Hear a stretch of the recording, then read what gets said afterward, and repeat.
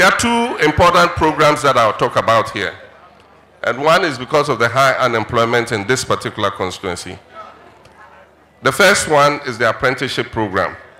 Because if young people have finished school and they don't have a job yet, then they should be acquiring a skill so that they can go into the world of work.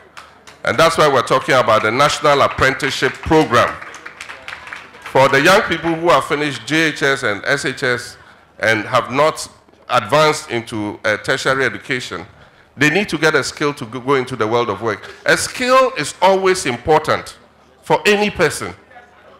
Because whether you continue to stay in your home constituency or you move to any part of the country or you even go outside the country, if you have a skill, your chance of getting a job is higher. There are many people who want to japa. But if you are japa with a skill, I think most of you haven't heard about japa. If you are japa with a skill. Because if you japa and you are a carpenter, you get a job to do. If you are a japa and you are a mason, you get a job to do. If you are a japa and you are a welder, you get a job to do. So acquire the skill so that you can get employment in your own country. But if it happens that you find yourself outside this country, that skill will help you to get a job. And that's why when we introduce the National Apprenticeship Program, I hope that all those who are not in education, not in employment, will take advantage of it and at least get training in a skill. And so whatever you want to do, we will make sure that the master craftsmen are paid to give you that training free of charge.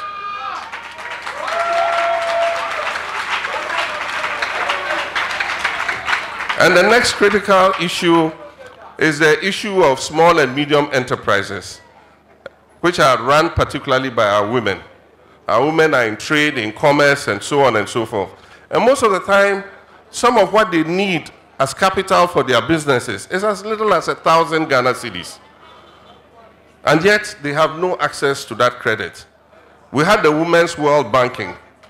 And when this government decided to do the banking sector clean-out, they added this important bank into the sector clean-out and shut it down. So now there's no specialized institution giving credit to women in this country. And that's why we say when we come back into office, we're going to establish the National Women's Bank.